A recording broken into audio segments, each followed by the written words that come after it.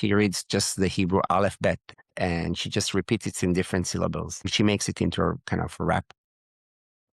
For today's episode of Many Voices, I was delighted to get to chat in person with Dr. Nori Jacoby from Cornell University. We're both in the Netherlands for a symposium about music and evolution. I enjoyed hearing Nori share Hebrew music from his own performance of thousand-year-old songs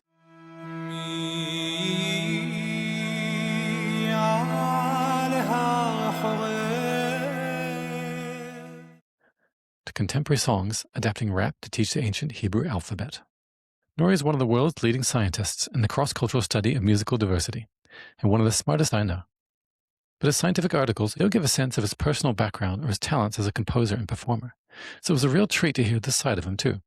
It was also special to hear about the complex ways he wrestled with questions about music, science, and cultural identity as a secular Israeli raised speaking Hebrew now living in the USA, and the hopes he had that music might help bridge some of the deep divides in his homeland during these troubled times of war in the Middle East.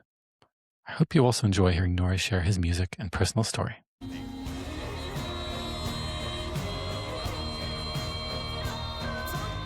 Kia ora, konnichiwa.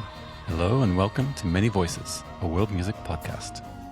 I'm your host, Dr. Patrick Savage, author of the 2026 book, Comparative Musicology. Some call music the universal language, but how many songs do you know in one of the world's 6,000 plus languages besides English? Every week, I ask a guest who speaks one of those languages to share 6 songs from their own culture. Old and new, happy and sad, music that makes you want to dance and want to sing.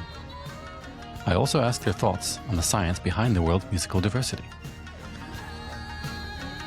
For rights reasons, we only share short excerpts, but visit many-voices.com for links to playlists with full recordings of all songs from this and other Many Voices episodes. I hope you enjoy. I am extremely delighted to have a longtime collaborator and friend, Nori Jacoby, here. Thank you for inviting me. No, my pleasure. I haven't seen you in person for, I think, 7 or 8 years. Yes, so being together on the same camera is really nice and friendly. Such a pleasure. Let's just start right into it with some music. Can you sing us a song that's particularly meaningful for you? I'm going to sing a song that was also in the Many Voices corpus, and I contributed there, and let's try to do a version of this live here. Laila, Laila, הרוח נושבת, לילה, לילה, ומעצמרת, לילה, לילה, כוכב מזמר. נומי, נומי, כבי את הנר, נומי, נומי, כבי את הנר.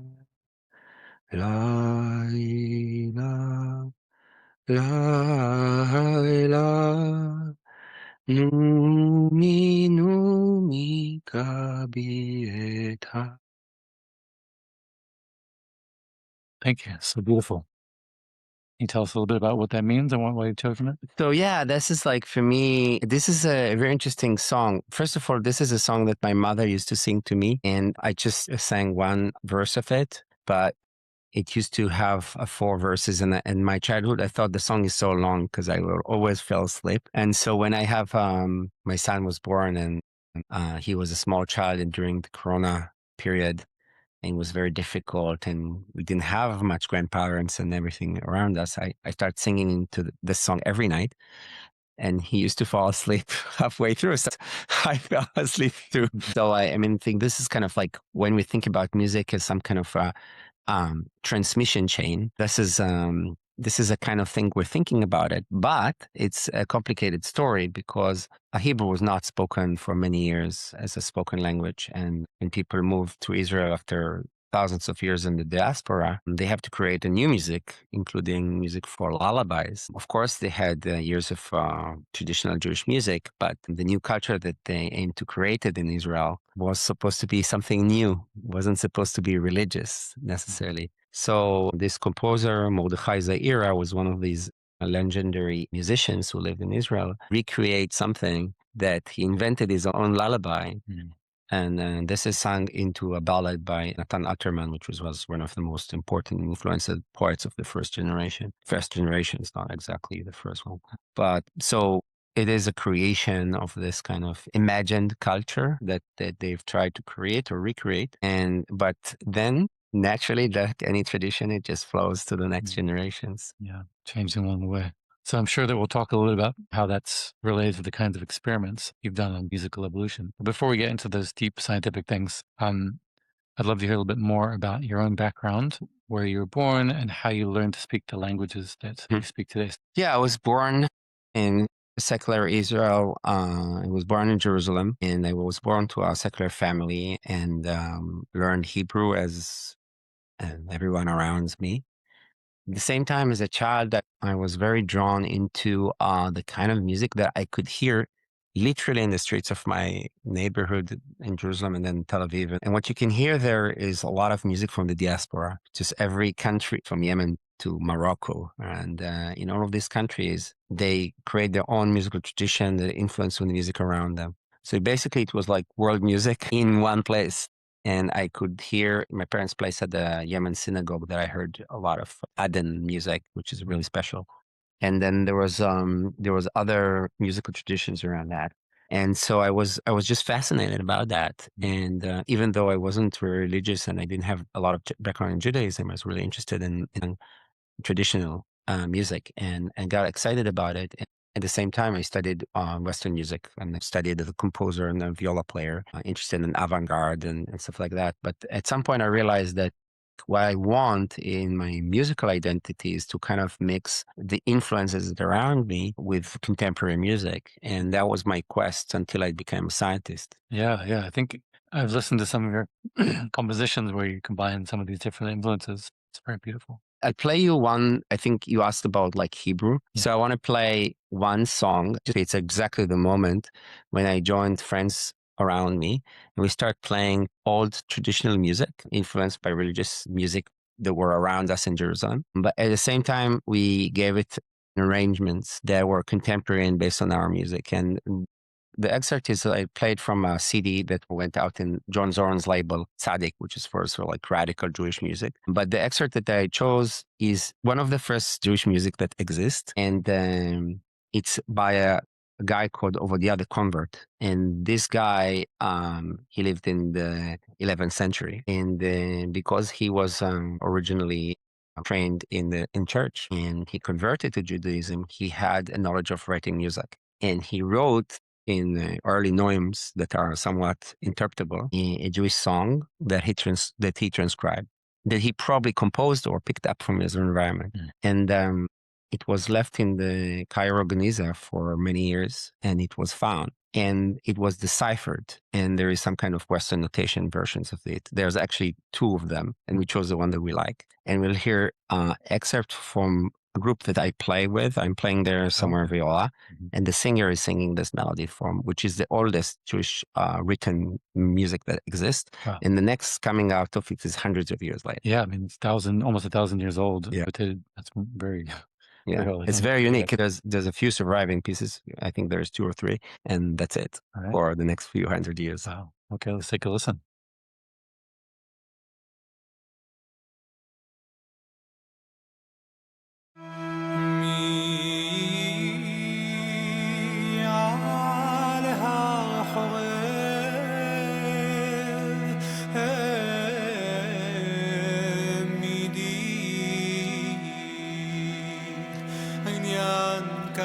ועמוד עמדי כמשה.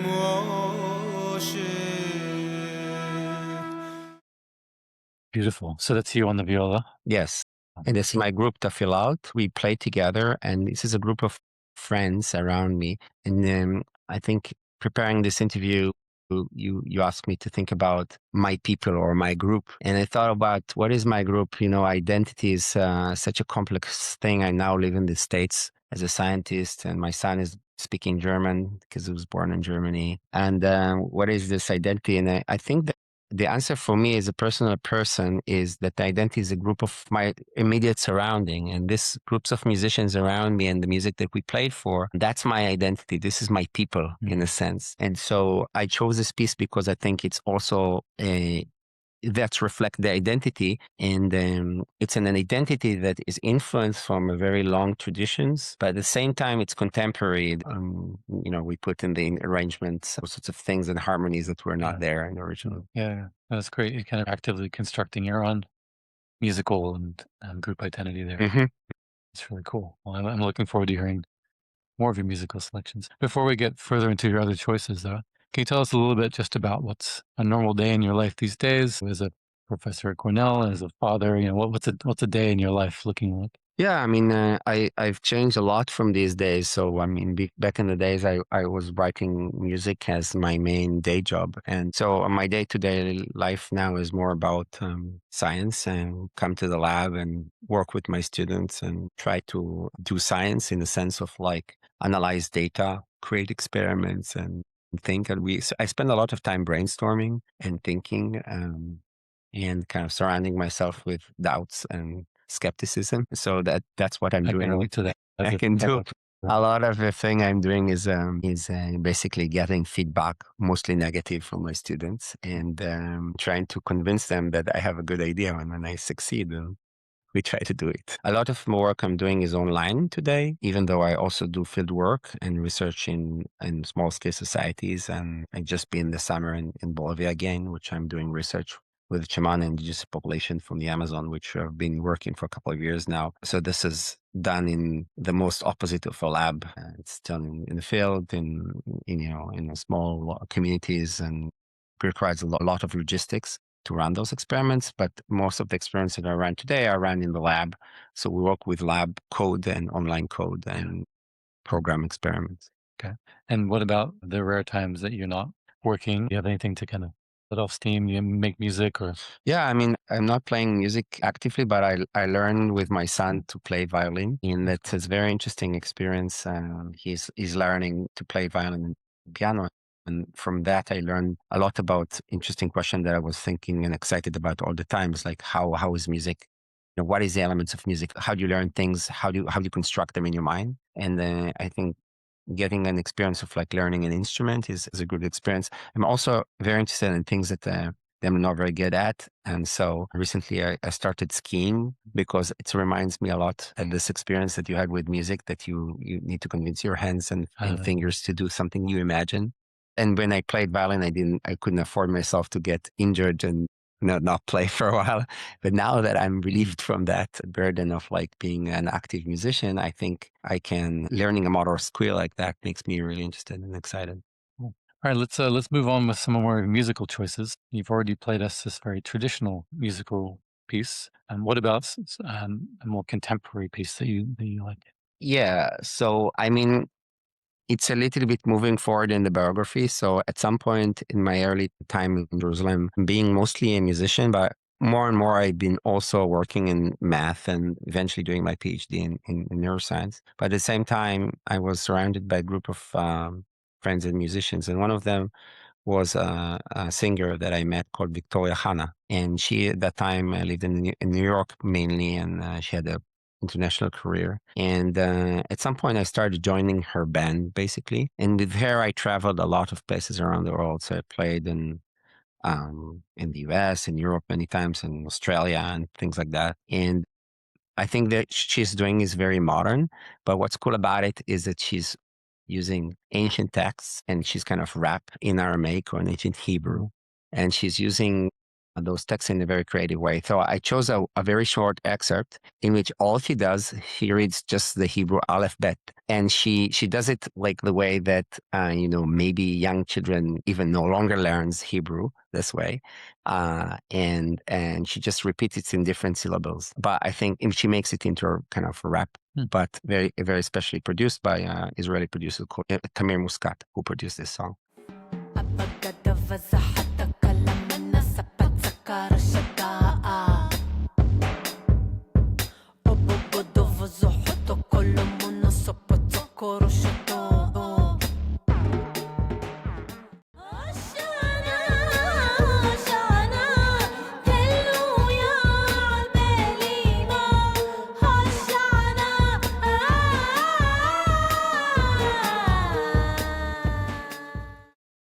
really cool. We're doing this show with various people from different traditions.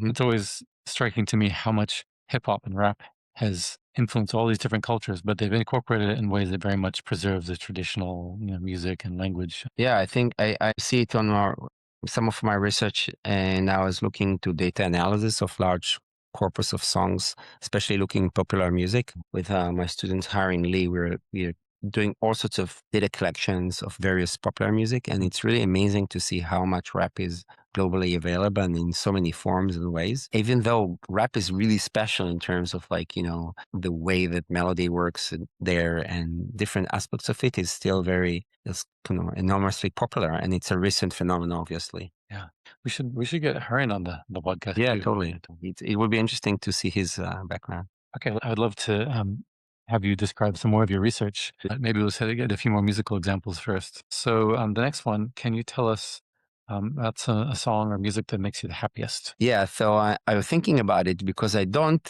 often think about music that makes me happy. But then I thought about it and I thought, well, there actually music that I made me happy doing it as a musician. And I was sometime when I was already a PhD student for computational neuroscience. But my day job was to write music for theater, and it was complicated. I wasn't enjoying a lot of it because a lot of the directors were very kind of demanding my presence in all rehearsals. And at the same time, I want to be a student, go to a class, and it was like clashing. One of these projects, I really enjoyed it. I was supposed to write music for a children's show. And then I felt like it's very liberating to be just trying to play and record. And there was a limited amount of money in this production. So I basically invited a lot of my friends to come to play in the studio, just like you now. And just like, oh, what about you come and play a little bit with me? And so I recorded myself. I'm playing here recorder and a bunch of other friends. The reason I choose it because you asked for like 30 seconds. This is the entire piece is like 30 seconds because it was supposed to be a transition moment just before the princess enters the stage.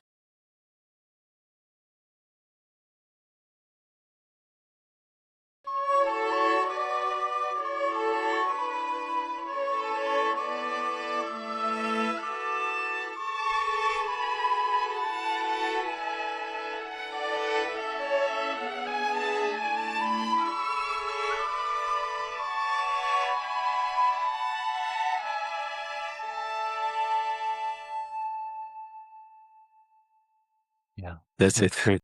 And I really think I know what you mean about.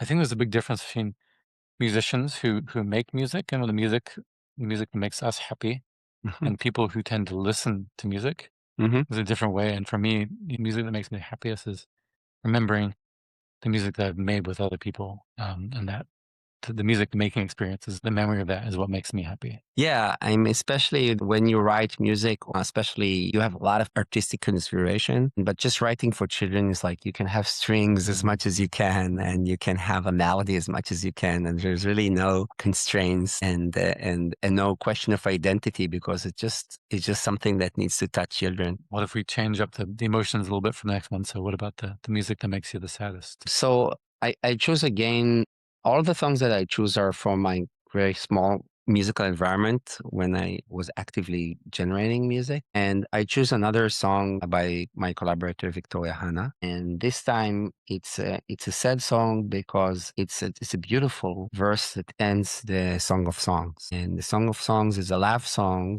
that is, I think, one of the most beautiful texts in Hebrew. And it's written it's part of the Old Testament, of course, but it somehow kept contemporary because people kept referring to it as much as it sounds a modern Hebrew, because every verse of it has become part of popular culture in many ways. But it ends with kind of a call and an answer between the lovers that will never meet. And I think it's a lot of things in our life is like that, right? It doesn't happen really or rarely happen.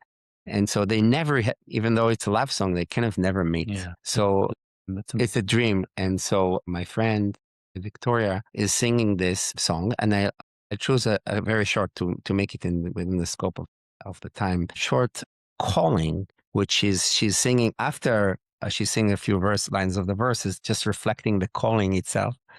And we played there together. I play a recorder in this recorder. And then it's one of those moments there where it really worked out in the studio. It was even we recorded it in a kind of full studio recording. Eventually to the CD that she released, it was the whole take as is.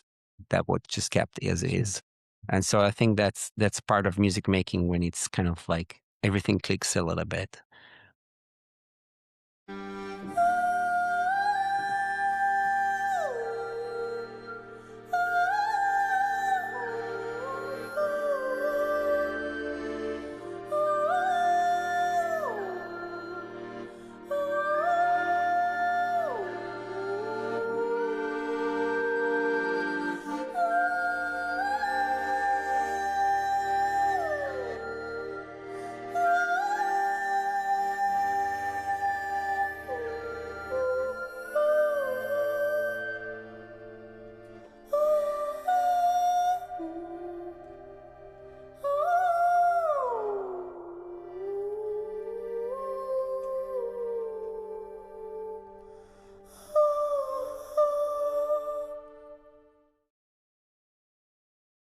Very beautiful. And I can sort of see a little sadness. I'm curious, so forgive my ignorance here, but it sounds like this doesn't have any meaningful lyrics. Sounds like vocables. Yeah, but the Song of Songs originally had a vocal verse. I chose the kind of the answer, which is the echo. Okay.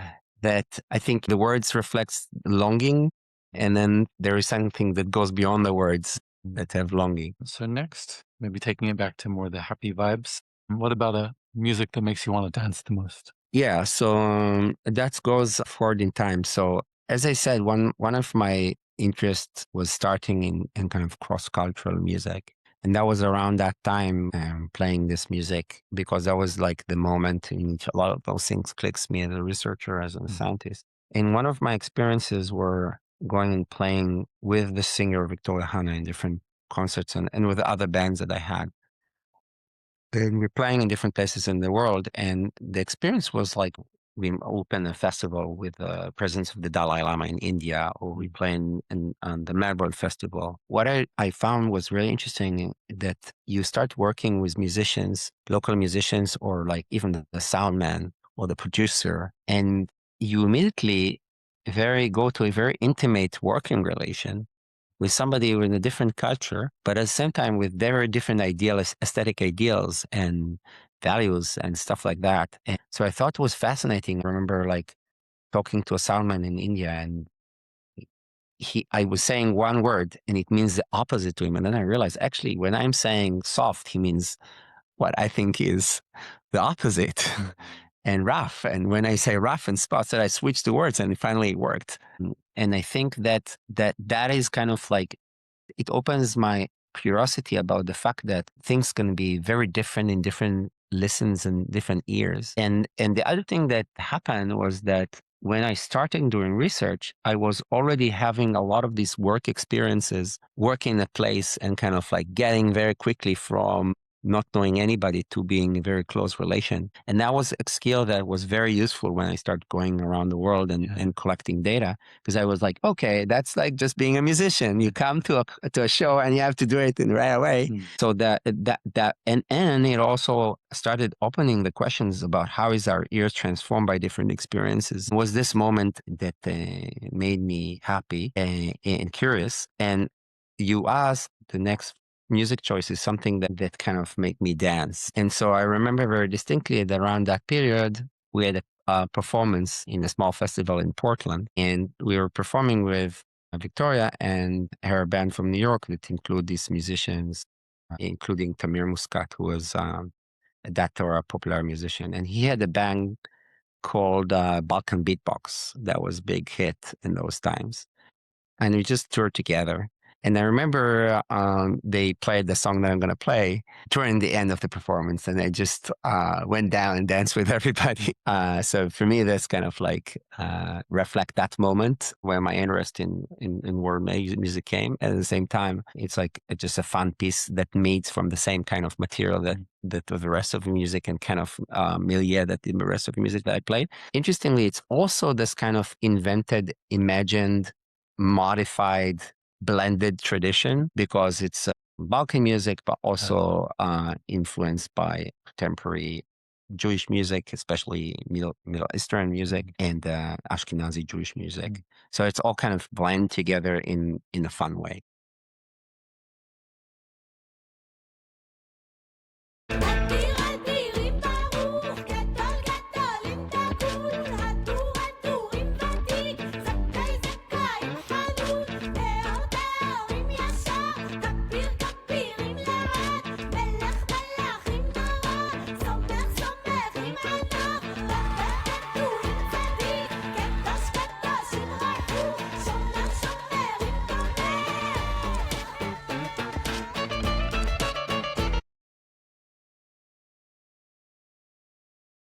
Very cool. Yeah. I wish I could have been there to join in the dancing. It sounds like a lot of fun. Thank you very much for sharing those musical pieces. Thank you for forcing me to go through this. So it's an impossible task, but I think we learn a lot about ourselves through having to choose these impossible choices. Yeah, I mean, I think I felt very much connected to the things that motivated me earlier on as a composer and then as a researcher in the sense that those are the kind of questions about both the ways in which music what it does to us as individuals and in the way and structure that it requires to do that.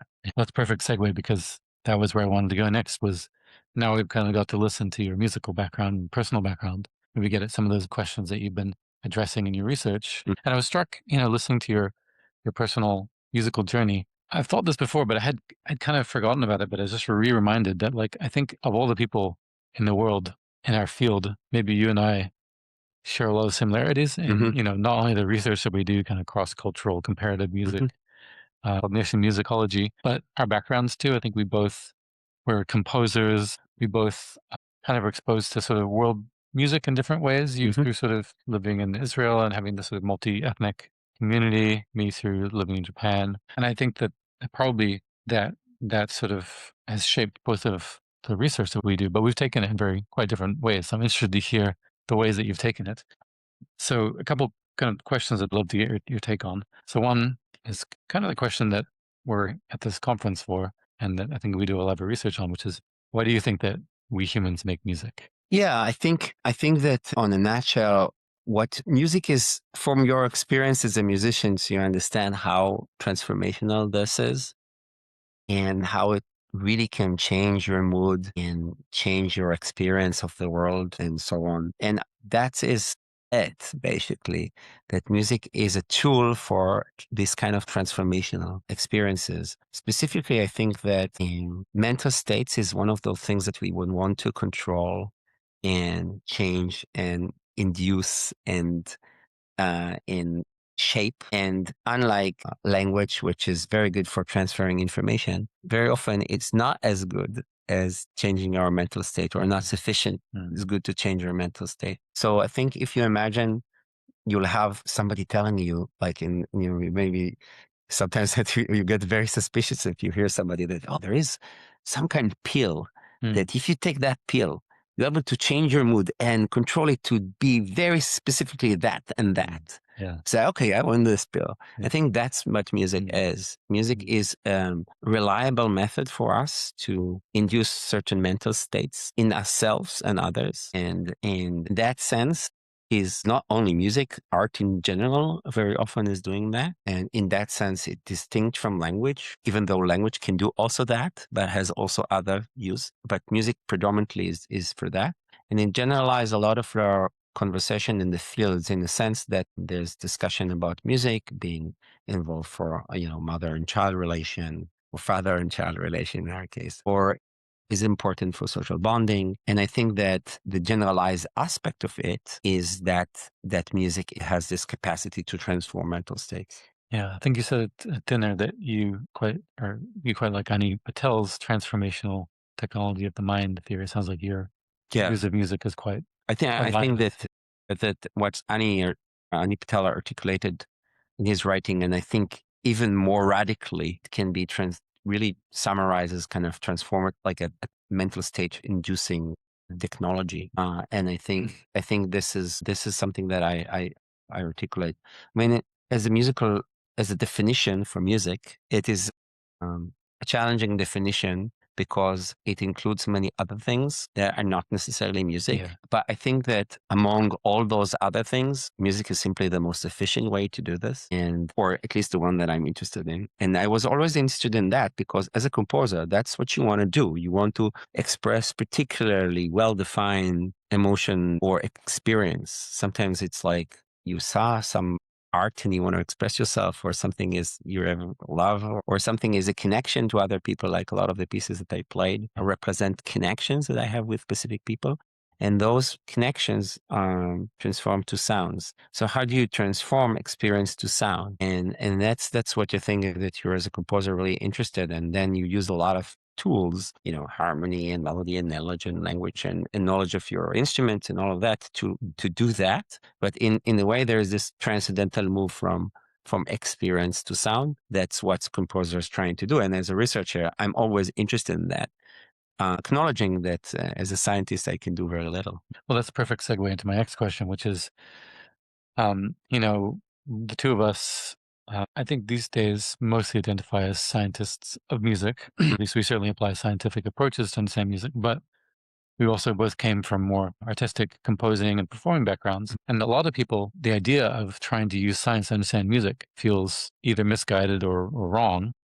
But obviously we don't feel that way, I don't think. But can you explain a little bit about, what your view is of the relationship between science and music? Yeah, I think that particularly with the background of a composer, what his composer is doing is learning a lot of things in order to be able to express the musical experiences that he wants to create in his listeners. And in the end, it includes a lot of knowledge and kind of like structural thinking. So from that perspective, analyzing music and understanding its structure is not that different. As a composer, as a listener, I hope my listeners are immersed in an experience. I don't want them to think about how I lead the tonal structure from this place to that place. But as a composer, I'm all, planning. And even if a player or even as an improviser, I'm constantly kind of like conspiring. How do I going to get things from A to B? And so that kind of thinking is not very different from the scientist. I hadn't really thought of it that way, but so you see the composer and the scientist being kind of more similar to each other than to the listener who's just experiencing it. Yes, and I think that in composer here, it doesn't necessarily mean composition in the sense of like, written composition, even though I think Western musical composition is very much extreme in the sense that it is really an intellectual endeavor and often can be even too intellectual. But even when you're working in a studio or working with other musicians and you rehearse a piece and say, well, let's do it a little bit different, here, why would you get a little bit more pose and stuff like that? So you're really discussing matter of structure and form. And I think this kind of like ways in which musicians kind of rehearse and think about music in kind of very mundane and structural level is something when I traveled to Mali with my colleague Rainer Pollack studying Malian musicians, I've noticed that he was playing with him and he studied enough so he can play with his drummers that he studied as a musician. So he went through apprenticeships and all of that. And then we went for a wedding that, to see how their music really behaved in the streets of Bamako. And I remember that he played. And the dundun player, who is a good friend of him, Madou Jakite, he had wanted to tell him that he's playing a little bit different the rhythm because maybe it changed from the time he was at apprenticeship, and nowadays they do it a little bit different. So while he was playing, he was using his finger and tapping on his shoulder the little variant he needs to do, the correct one. And I think for me, that is a moment of a really scientific thing. It's like, okay, that's the difference. That's what happens. And here I'm conveying you the variant, this difference in the variant in a kind of like medium, a different medium. So I think that it's not really unique to Western culture thinking structurally and scientifically about form and structure. It sounds very similar to the tapping experiments that you led on these different cultures. Was that where you got the idea for the experiments, or was it the other way around? No, I mean, in my scientific work, I'm very much influenced by computational and empirical thing. The tapping experiments came along. At that point, I was already a postdoc at the MIT. In perception, we've been very interested in perceptual priors as really important aspects of how experience change our auditory perception. And then the reason I thought about telephone games was there was a talk by Tom Griffith, and he was giving a talk in MIT, and he was mentioning work on cognitive science that used telephone games to explore priors. So the idea is that language prior. yeah, I mean, he was mainly using it for language, and it was invented by Bartlett in the 30s for understanding drawing or stories. And Bartlett was taking a story and then asked somebody to retell it, and he noticed that the story becomes more and more prototypical and more kind of structural. And Tom Griffith was saying, well, this is basically kind of getting into more close to the prior in a kind of mathematically exact way. At that time, I was studying perception. I thought, oh yeah, that's the missing link. We really have a tool, a computational tool, to understand basic phenomena about prior, and priors are meaning that in layperson terms, priors are basically our expectation about how things are organized in the real world. So if we have a musical rhythm, it's a really great question. What is the kind of expectation we have when we start to hear a rhythm? How is it going to end? We start to hear a melody. How is it going to end? That moment, it came from connecting this computational tool to a question that I thought was very interesting. And then after the talk, I was kind of went to Tom Griffith and asked him, "Oh, Tom, that was really, really cool. I'm really excited. Do you do something about music?" And they said, "Well, not really, but if you want, you can come to the lab and do it." Yeah. So then I became his postdoc. Yeah. So things were really kind of coming from this understanding that we have a computational tool that we can apply to understand a question that until then I thought was very much in this kind of transcendental experiential thing that I will never be able to explore scientifically. I think everything that I am as a scientist is somebody who is interested in these very transcendental questions about experience and exposure and how rhythm is organized in our mind and stuff like that. And as a composer, I was fascinated about it. As a musician, I was puzzled and kind of at all about this. And then as a scientist, I'm just waiting for the opportunity. And when I find some technique, experimental technique that I think can get us a little bit closer to those transcendental questions, I'm going to hunt it down. So that was what had happens with the rhythm. I was just like, oh, that's going to be a cool idea. And I wasn't alone. I mean, some other people had the same intuition. So I had a colleague I think just before Andrea, who did the podcast, Andrea Ravignani, was was like, similar idea, yeah, the same week. we pretty much went with the same idea. But in a way, I think it's the same intuition, but not quite the same thing that I was interested in. And I think the use of telephone games in order to understand the question of culture is what is sharing between the two of us. But what I was interested in was more about the mental representations, and I think he was more interested about the dynamics of culture. And now I'm actually more into I'm doing most of my current research is actually on the question of dynamic of culture. So I think we've switched. Yeah. Well, they're both excellent landmark papers, and yeah, I agree. They're similar in spirit, but they're looking at different things. And it's great to be colleagues with you. Well, it wasn't fun for a little bit, but after both papers went out, we had a very nice correspondence. And previously, I played a bunch of my musical milieu, but also the scientific milieu is a little bit like that because you become friends of your, momentary competitor. And in this case, we kind of knew that those papers going to come out. But it was very nicely, coincidentally, that both of them came at the same time. Or near the same time, and then what transferred this competition was like a very friendly continuation of collaboration and friendship. Great lesson and great for the world. Just a couple more questions before we wrap up. I'm talking about not just the science of music in general, but the science of the world music, which is, I think, something that you and I both share a passion for, but some people are find it quite controversial. And I think you know that I was quite inspired by Alan Lomax's work on cantometrics. And, one of the questions I'm really curious to get at through this podcast is, how do people from these different cultures feel about these big, broad categorizations that Lomax had about, like 5 to 10 regional styles? So, for example, he grouped Israeli music along with Arabic music and other sort of this broad swath of music that he called, I think he used the terms old high culture, or some people might call it Silk Road music, this sort of tradition that kind of spread throughout Eurasia. What do you see as someone from that tradition? Yeah, I think one of the things that I think a lot of people share with Lomax is the fascination about this music and the passion to listen to very different kinds of music. And then the idea that we'd want to understand how they are constructed, as we spoke about already, but also how is the chain of influence, how the historical trajectories of cultural exchange operates. But what I got to realize living in Jerusalem is that even within the tradition of even one community, even one song, but definitely over song repertoire, there's so many things. Maybe the happy song is going to be influenced by this people and that group and that group. And so living in Jerusalem, I've been hearing music that is North African music that is being played by North African musicians who also play with Arabic tradition, but at the same time Hasidic Jews that plays music. And interestingly, there were continuous interactions across Jewish music even before the State of Israel. There were occasions where musicians from East Europe and musicians from North Africa would meet. They specifically studied Miron culture that was an occasion and a festivity event that kind of brings together musicians.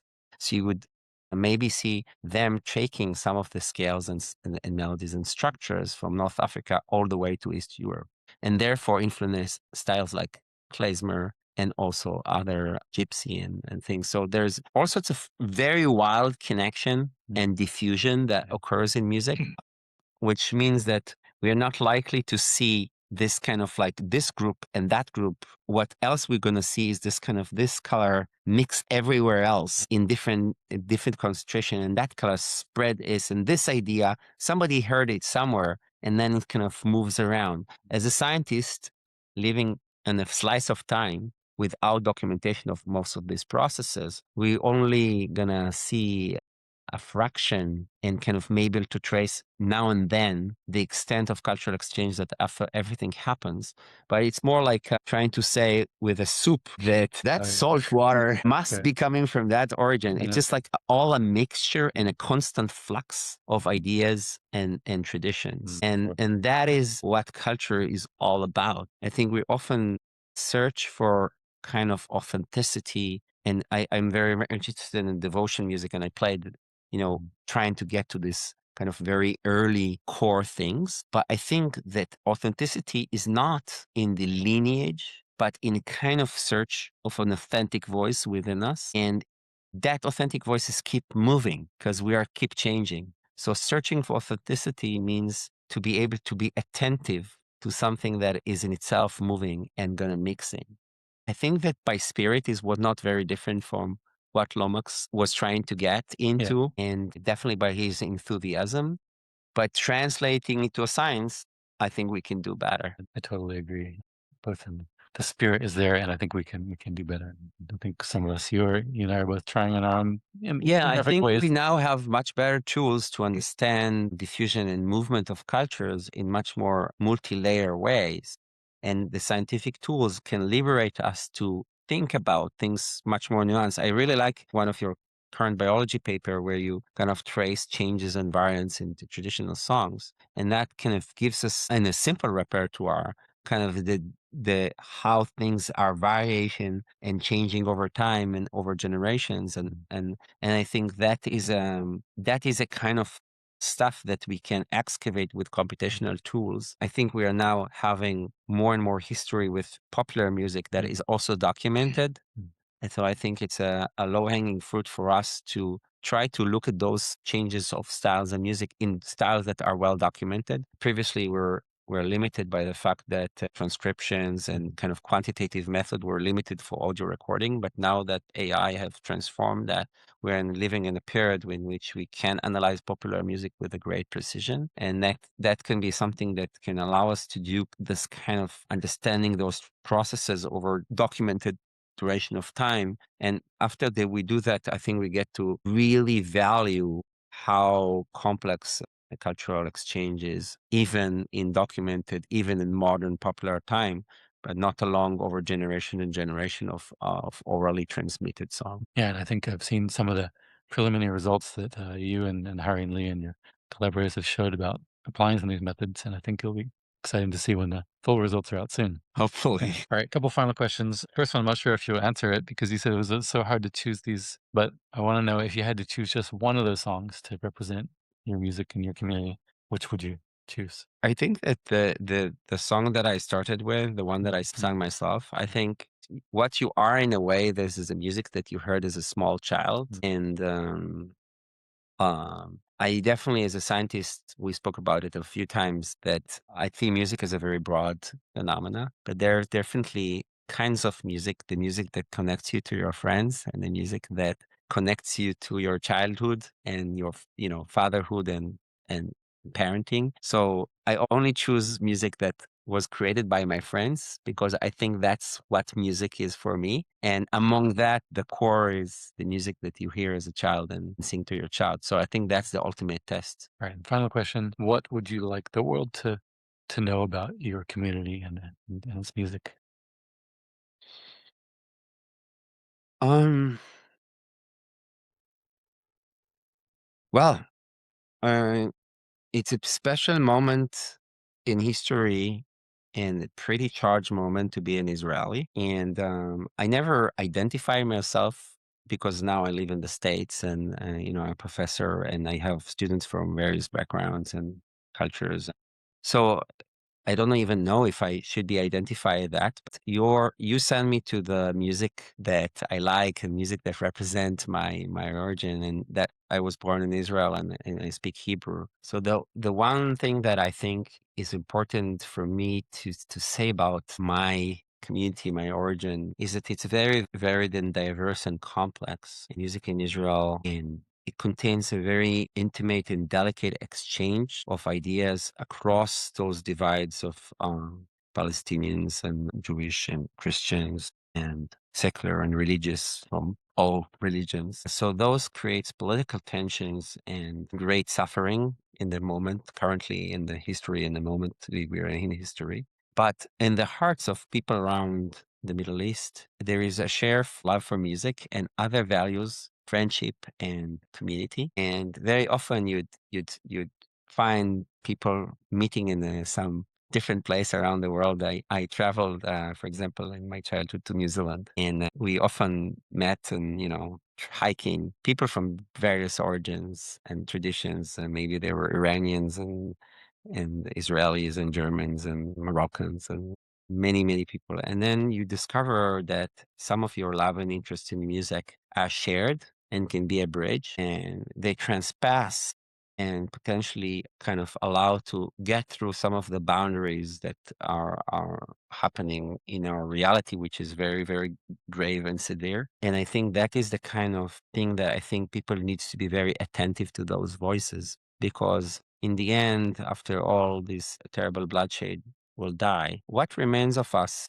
is a kind of a culture that we produce. And we know maybe more about the composers of the 11th century that we know about their warriors. And you know a little bit about the kings, but we know about the kings through the culture that they left behind them. So I think that the thing that I want people to know about my people, if this is anything that can be at all said, that you have to be very attentive to this kind of voices and not let them die in the shouts and riots and blood shade that there is currently in the world. And listening attentively to those voices is something very important. And music is one of those unique modes of attention that can create this kind of communications. Is it Does it help? I don't know, but I think just listening is way more important than not listening. I couldn't put it better. And of course, that's what this podcast is all about: listening to the many voices, diverse voices around the world and within each culture. So thank you for sharing your own voice with us. It's been such a pleasure to have you with us. Thank you.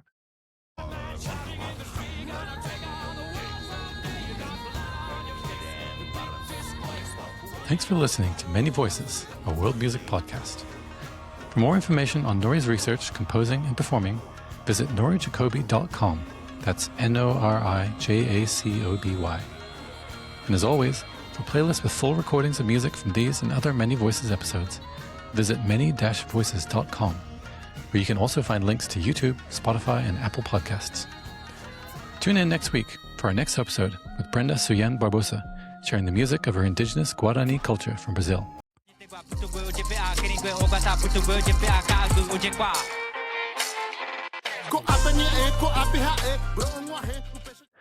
And please like and subscribe to help us keep the whole world singing.